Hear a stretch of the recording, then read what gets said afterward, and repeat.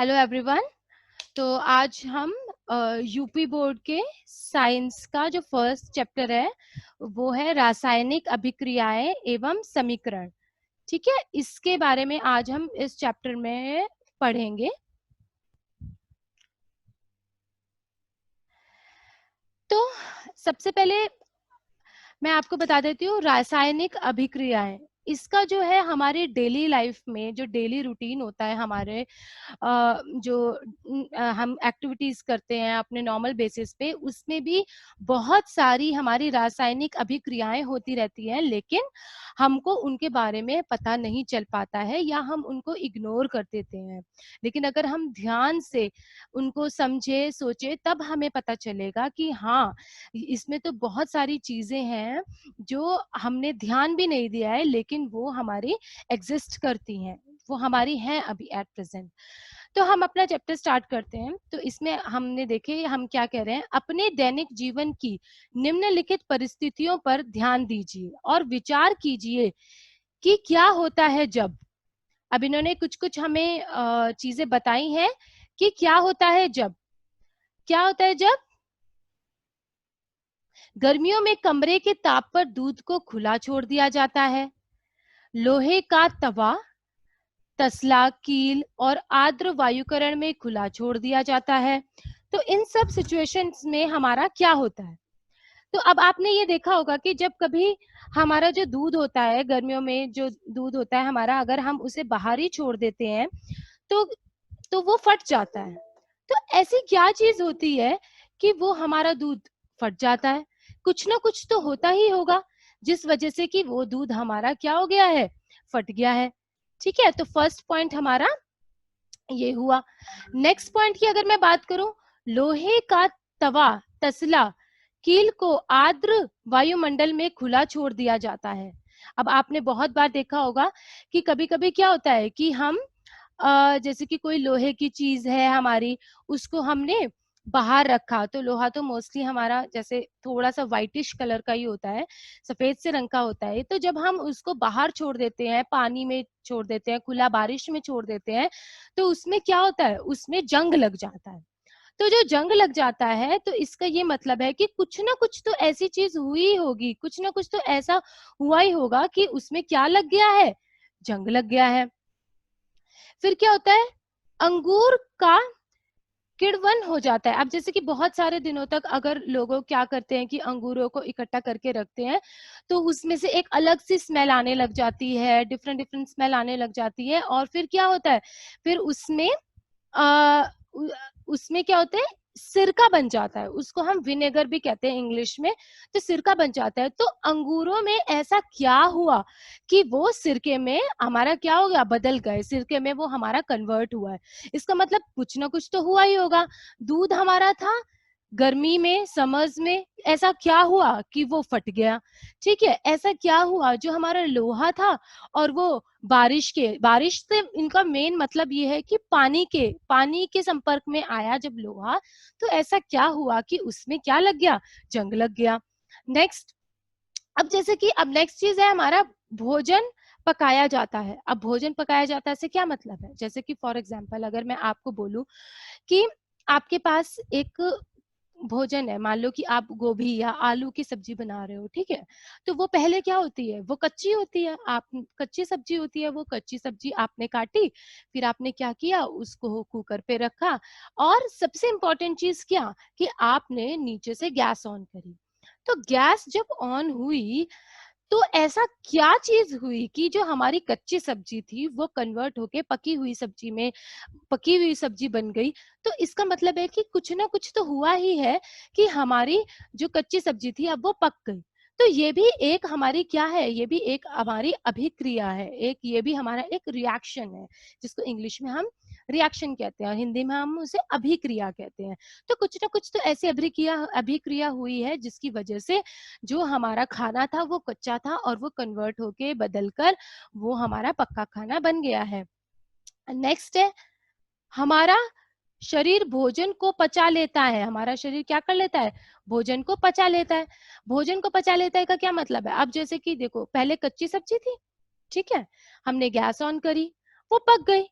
अब उस पकी हुई सब्जी को हमने खाया, उसको चबाया चबाया चबाया, तो वो सॉलिड से हमारे माउथ में जाके क्या हो गई, लिक्विड स्टेट में आ गई, लिक्विड हो गई है वो। तो फिर क्या हुआ, लिक्विड की वजह से फिर वो हमारी बॉडी में क्या हो गई है, पच गई है। तो इसका मतलब है कि जब हमारी पचता है खाना, तो उस टाइम पर भी हमारी कोई ना कोई अभिक्रिया जरूर होती है। ठीक है, हम सांस लेते हैं, हमारा सांस लेना भी कि हमने अंदर कार्बन डाइऑक्साइड, ऑक्सीजन लिया, बाहर कार्बन डाइऑक्साइड निकाला, तो क्या हमारी बॉडी के अंदर ऐसी अभिक्रियाएं हुई हैं जिसकी वजह से हम सांस ले पाए हैं। तो ये एक ऐसी बहुत छोटी छोटी बातें होती हैं जो हम हमारे रोज की जिंदगी में होती है, हमारे दैनिक जीवन में होती है, लेकिन हम उसको फोकस नहीं कर पाते, हम उसे देख नहीं पाते हैं। लेकिन वो एक हमारे एक इम्पोर्टेंट चीज है, एक बहुत महत्वपूर्ण चीज है जो हमारी लाइफ में होती है। अब नेक्स्ट हम पढ़ते हैं, इन सभी परिस्थितियों में प्रारंभिक वस्तु की प्रकृति तथा पहचान कुछ ना कुछ बदल जाती है। अब देखो यहाँ पे कितनी इंपॉर्टेंट चीज लिखी हुई है, प्रारंभिक वस्तु की प्रकृति और पहचान। प्रारंभिक वस्तु का क्या, इससे क्या इनका लेना मतलब है, इनको ये क्या कहना चाहते हैं प्रारंभिक वस्तु से। प्रारंभिक वस्तु से इनका मतलब है कि जो उसकी शुरुआती स्टेट थी। इसका मतलब जैसे कि मान लो मैं गोभी की सब्जी बना रही थी, तो जो कच्ची गोभी थी वो उस गोभी की प्रारंभिक क्या थी, प्रकृति थी। वो उसकी प्रारंभिक स्टार्ट, इनिशियल उसकी नेचर थी, बिल्कुल स्टार्टिंग वाली नेचर थी कि वो जो गोभी थी वो कच्ची थी। और पहचान, पहचान का मतलब है कि वो हमारी सॉलिड थी, लिक्विड नहीं थी वो। ठीक है, तो उसकी क्या थी, प्रारंभिक। तो जब हमारी रासायनिक अभिक्रिया होती है, तो ये कह रहे हैं कि इन सभी परिस्थितियों में, ये जो हमने ऊपर जितनी भी चीजें, ये यहाँ पे इतनी जितनी भी चीजें हमने पढ़ी है, उसमें क्या हुआ है कि जो प्रारंभिक वस्तु की जितनी भी प्रकृति या पहचान थी, वो कुछ ना कुछ बदल गई है। जैसे जो दूध था वो फट गया, कोई अभिक्रिया हुई तो वो क्या बन गई, वो पनीर बन गया। ठीक है, लोहा था वो चमकदार था पहले, और वो क्या हुआ, पानी के संपर्क में आया तो वो क्या हो गया, उसमें जंग लग गया। ठीक है, अब भोजन था वो पहले कच्चा था, उसको गैस के संपर्क में आया तो वो पक गया। तो इसका मतलब कि कुछ ना कुछ रासायनिक अभिक्रियाओं में कुछ ना कुछ हमारा बदलाव जरूर आता है। पदार्थ के भौतिक तथा रासायनिक परिवर्तन के बारे में हम पिछली कक्षाओं में पढ़ चुके हैं। जब कोई रासायनिक परिवर्तन होता है तो हम कह सकते हैं कि एक रासायनिक अभिक्रिया हुई है। इसका मतलब है कि अगर कोई रासायनिक परिवर्तन, ऐसा कोई चेंज, ऐसा कुछ एक स्थिति से दूसरी स्थिति में चीज बदल रही है, तो जब कोई ऐसी चीज होती है तब हम ये कह सकते हैं कि क्या हुई है, कि एक रासायनिक अभिक्रिया हुई है। अब ये क्या कह रहे हैं, आप शायद सोच रहे होंगे कि रासायनिक अभिक्रिया का वास्तविक अर्थ क्या होता है। अब ये बोल रहे हैं कि अब आप ये सोच रहे होंगे कि इसका हमारा वास्तविक अर्थ क्या होता है। हम कह सकते हैं कि कोई भी रासायनिक अभिक्रिया हुई है। इस प्रश्न के उत्तर पाने के लिए आइए हम एक क्रियाकलाप करते हैं। अब क्या है, ये एक हमारी क्या कर रहे हैं, हम एक एक्टिविटी करेंगे, एक हम क्रियाकलाप करेंगे। ये देखिए नीचे एक सुंदर सा फिगर बनाया हुआ है, एक सुंदर सा चित्र है। तो इसमें हमने क्या पढ़ा है अभी हम बताते हैं। देखो, क्रियाकलाप 1.1 सावधानी। इस क्रियाकलाप में शिक्षक के सहयोग की आवश्यकता है। सुरक्षा के लिए छात्र आंखों पर चश्मा पहन ले तो उचित होगा। मतलब ये तब के लिए इन्होंने ये इंस्ट्रक्शंस दिए हैं कि जब आप इसे अपनी लैब वगैरह में कर रहे हो। तो इन्होंने बोला है कि ये हमेशा आप, जब आपके जो टीचर्स हैं, जब आपके सामने हो, आप तभी ये वाली चीज करें। नेक्स्ट इन्होंने बोला है, लगभग 3 या 4 सेंटीमीटर लंबे मैग्नीशियम रिबन को रेगमाल से रगड़ रगड़ कर साफ कीजिए। ठीक है, तो अब इन्होंने क्या बोला है हमारा, कि हम क्या ले लें, एक मैग्नीशियम रिबन ले लें। ये देखो यहाँ पे क्या लिखा हुआ है, मैग्नीशियम रिबन। ये देखो, ये यहाँ पे इन्होंने एक, ये देखो ये गोल सा जो है, ये इनका ये क्या है, ये हमारा मैग्नीशियम रिबन है, ठीक है।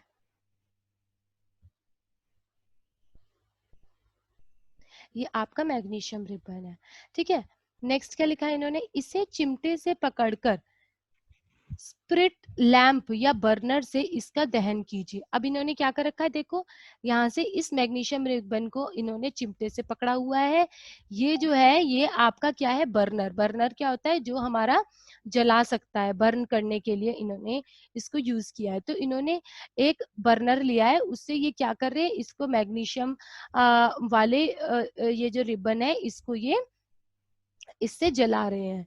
अब ये क्या कह रहे हैं, आ, आपने क्या प्रेक्षण किया, मतलब कि जब ये आपने रिबन से जलाया है तो आपने क्या देखा, आपने क्या ऑब्जर्व किया, आपको क्या पता चला कि ऐसा क्या हुआ है।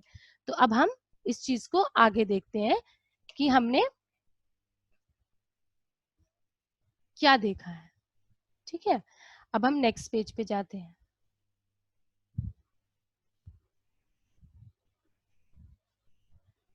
तो आपने देखा है कि चमकदार श्वेत लौ के साथ मैग्नीशियम रिबन का दहन होता है और यह श्वेत चूर्ण में परिवर्तित हो जाता है।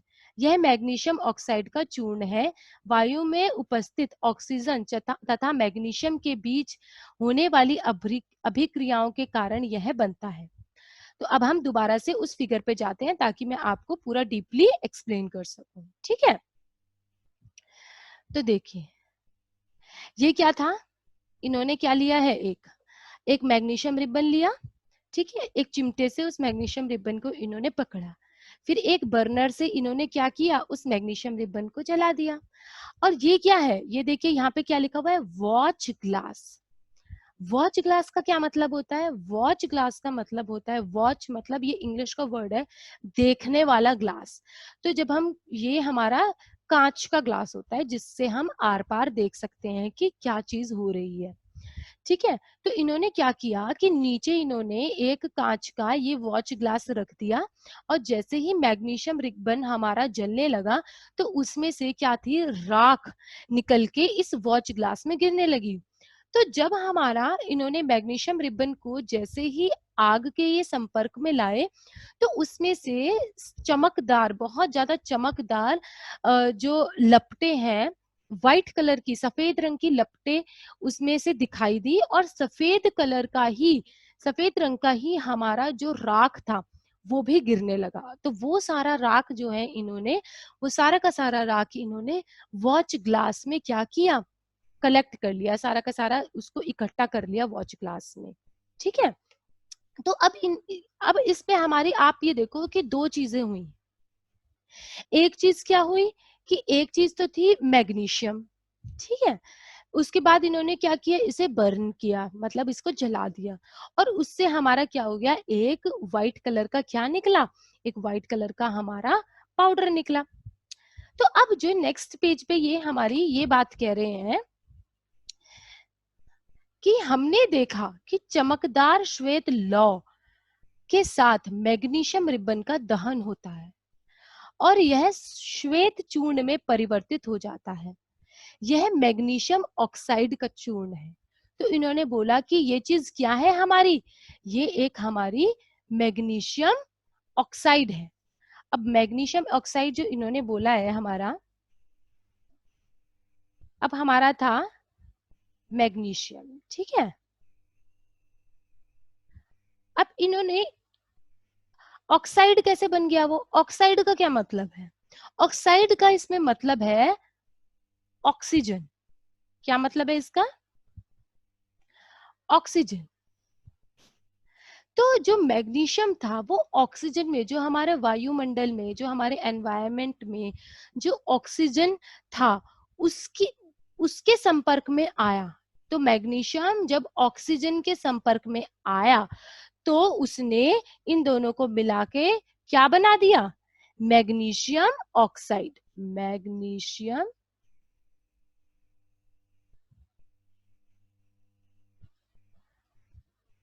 ऑक्साइड, ठीक है।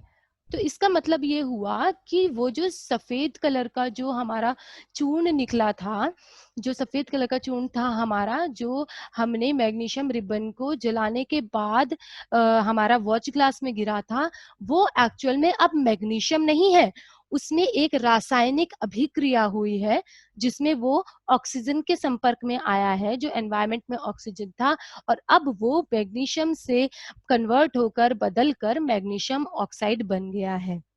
ठीक है, तो इसीलिए इन्होंने कहा है वायु में उपस्थित ऑक्सीजन थी तथा जो मैग्नीशियम था हमारे पास, तो वायु में उपस्थित ऑक्सीजन और जो मैग्नीशियम है, इन दोनों के बीच में क्या हुई, अभिक्रिया हुई, और हमारा क्या बन गया, और हमारा मैग्नीशियम ऑक्साइड का हमारा चूर्ण बन गया। ठीक है, आई बात समझ में सबको? कोई प्रॉब्लम है इसमें? कोई प्रॉब्लम किसी को? कोई क्वेश्चन है बच्चों? नो नो, समझ में आ गया बिल्कुल? यस। ठीक है, ओके। तो इसके बाद इन्होंने, म्यूट कर लो आप अपना सब दोबारा से। फिर उसके बाद इन्होंने नेक्स्ट हमारा क्या बोला है, क्रियाकलाप। ये तो हमने एक क्रियाकलाप पढ़ लिया, उसके बाद इन्होंने एक दो क्रियाकलापों के बारे में और बताया हुआ है। जैसे कि एक क्रियाकलाप इन्होंने 1.2 बताया है, इसमें क्या है, एक परख नली में लेड मतलब सीसा नाइट्रेट का घोल लीजिए, इसमें पोटेशियम आयोडाइड का घोल मिला दीजिए, आपको क्या प्रेक्षण किया जाएगा। तो ये एक इन्होंने एक्टिविटी दी है जो कि हम लैब में कर सकते हैं, लेकिन यहाँ पे इन्होंने जो एक्सप्लेन किया है वो नेक्स्ट वाली क्रियाकलाप को किया है, जो मैं अब आपको बताऊंगी। एक शंक्वाकार फ्लास्क या परख नली में कुछ दानेदार जिंक लीजिए। शंक्वाकार फ्लास्क क्या होता है, जिसकी शेप हमारी थोड़ी सी त्रिकोण लाइक ट्रायंगल जैसी होती है। मैं आपको बताती हूँ, जैसे ये वाली जो शेप होती है ना, ऐसी, इसको बोलते हैं शंक्वाकार। ठीक है, तो ऐसा जो भी फ्लास्क है हमारा, मतलब कि ये हमारा एक फ्लास्क है, एक बर्तन है जो एक्सपेरिमेंट्स के टाइम पे हमारा यूज होता है जब हम कोई भी क्रियाकलाप करते हैं। तो इन्होंने बोला है एक शंक्वाकार फ्लास्क या परख नली में कुछ दानेदार जिंक लीजिए। ठीक है, जिंक जिसको इन्होंने जस्ता भी बोला है, ये देखिए ये यहाँ पे लिखा हुआ है दानेदार जस्ता। ये देखो छोटे छोटे छोटे छोटे छोटे छोटे ये दानेदार इन्होंने जस्ता लिया हुआ है। इसमें तनु हाइड्रोक्लोरिक अम्ल या सल्फ्यूरिक अम्ल मिला दीजिए। अब इसमें इन्होंने क्या मिलाया है, तनु सल्फ्यूरिक अम्ल। तो इन्होंने इसमें एक एसिड मिलाया है, अम्ल मिलाया है, जिसका नाम है सल्फ्यूरिक। तो एक पहले इन्होंने दानेदार जस्ता डाला और उसके बाद इन्होंने इसमें क्या डाल दिया, एक सल्फ्यूरिक अम्ल, सल्फ्यूरिक एसिड डाल दिया। क्या जस्ते के दानों के आसपास कुछ होता दिखाई दे रहा है? अब देखो, आप ये देखो कि यहाँ पे छोटे छोटे आपको यहाँ पे बबल्स बबल्स बबल्स बबल्स दिखाई दे रहे हैं। शंख वाकर फ्लास्क या परख नली को स्पर्श कीजिए, क्या इसके तापमान में कोई परिवर्तन हुआ है? ये क्या हो जाता है, ये थोड़ा सा गर्म हो जाता है। ठीक है, अब देखो इन्होंने यहाँ पे दानेदार जस्ता दिया, यहाँ पे सल्फ्यूरिक अम्ल लिया, यहाँ पे शंख वाकर फ्लास्क लिया, ये हमारा शंख वाकर फ्लास्क है। कांच की नली, ये देखो ये इसकी कांच की नली है, और इन्होंने कॉर्क से इसको क्या कर दिया है, बिल्कुल ये कॉर्क होती है, ठीक है, इसको बिल्कुल बंद कर दिया है ताकि बाहर का कुछ इसमें ना जाए। तो इसमें क्या निकली है हमारी, इसमें हाइड्रोजन गैस निकली है, हमारी हाइड्रोजन गैस निकली है, जिसकी वजह से क्या हुआ है, इसके अंदर ये बबल्स भी जा रहे हैं, और जिसकी वजह से ये जो हमारा फ्लास्क है ये गर्म भी हो गया है। ठीक है, तो ऊपर दिए गए, अब हम आगे फर्दर इसको हम पढ़ेंगे। ऊपर दिए गए तीनों क्रियाकलापों के आधार पर हम कह सकते हैं कि निम्न किसी भी प्रेक्षण की सहायता से हम निर्धारित कर सकते हैं कि एक रासायनिक अभिक्रिया हुई है। तो अब ये कह रहे हैं कि हमारे पास कुछ कुछ ऐसी हमारे पास सिचुएशन आ गई है, कुछ ऐसी परिस्थितियों में हम बता सकते हैं कि हमारी रासायनिक अभिक्रिया हुई है। तो वो परिस्थितियां हमारी क्या हो सकती है, वो सिचुएशन हमारी क्या हो सकती है जब हम कह सकते हैं कि हमारी रासायनिक क्या हुई है, अभिक्रिया हुई है। सबसे पहले अवस्था में परिवर्तन। अवस्था में परिवर्तन का क्या मतलब होता है कि पहले वो ठोस थी या लिक्विड थी, द्रव्य थी या वो गैस थी। तो इसमें से जैसे कि अगर वो पहले ठोस थी, ठीक है, उसके बाद क्या हुआ, हमारी रासायनिक अभिक्रिया हुई, कोई केमिकल रिएक्शन हुआ, कोई रासायनिक अभिक्रिया हुई, तो वो हमारी मान लो पहले तो ठोस थी, फिर वो किस में कन्वर्ट हो गई, द्रव्य में हो गई है। तो इसका मतलब कि कुछ ना कुछ तो ऐसा हुआ है कि हमारी उसकी अवस्था परिवर्तन हुई है। तो या तो फिर वो पहले द्रव्य थी और उसके बाद वो क्या हो गई है, गैस हो गई है, मतलब कुछ भी हो सकता है। लेकिन एक अवस्था से वो दूसरी अवस्था में एक अवस्था से वो दूसरी अवस्था में चली जाएगी, तो इसे हम कहते हैं क्या कहते हैं, रासायनिक अभिक्रिया। फिर दूसरा क्या होता है, रंग में परिवर्तन हो जाता है। मान लो पहले वो सफेद था और उसके बाद वो क्या हो गया, कुछ और किसी और कलर का हो गया है। तो अगर कोई भी कलर का चेंज होता है तो भी हमारी क्या हो जाती है, रासायनिक अभिक्रिया होती है। गैस का निकलना या उत्सर्जन, या फिर हमने जैसे कि इसमें हमारा क्या निकली थी, इसमें हमारी हाइड्रोजन गैस निकली थी ना, तो इसीलिए इसमें क्या हुआ, गैस का निकलना हुआ। तो ये भी एक हमारी क्या हुई है, रासायनिक अभिक्रिया। तापमान का परिवर्तन, पहले ये क्या था, पहले ये नॉर्मल था, ठंडा था, लेकिन उसके बाद ये क्या हो गया, गर्म हो गया। तो ये कुछ पॉइंट्स हैं, या तो किसी चीज की अवस्था बदल जाए या उसका रंग बदल जाए या किसी में से गैस निकले या उसका तापमान में चेंज हो जाए, तो हमें ये समझ लेना चाहिए कि कोई ना कोई हमारी रासायनिक अभिक्रिया हुई है। यदि हम अपने आसपास हो रहे परिवर्तन को देखेंगे तो हम पाएंगे कि हमारे चारों ओर विविध प्रकार की रासायनिक अभिक्रिया हो रही है। इस अध्याय में हम विभिन्न प्रकार की रासायनिक अभिक्रियाओं और उनके प्रतीकात्मक निरूपण का अध्ययन करेंगे। तो इसी पूरे चैप्टर में हम जितनी भी टाइप की हमारी रासायनिक अभिक्रियाएं होती हैं उनके बारे में हम इस पूरे चैप्टर में पढ़ेंगे। ठीक है, तो नेक्स्ट जो हमारा टॉपिक है वो है रासायनिक समीकरण। तो जो रासायनिक समीकरण जो हमारा टॉपिक है, ये हम कल डिस्कस करेंगे। आज हमने क्या किया है, आज हमने थोड़ा सा इसके बारे में थोड़ा सा इंट्रोडक्शन पढ़ लिया। तो जो हमारा नेक्स्ट लेक्चर होगा उसमें हम इस रासायनिक समीकरण के बारे में हम पूरा का पूरा डिटेल में पढ़ेंगे।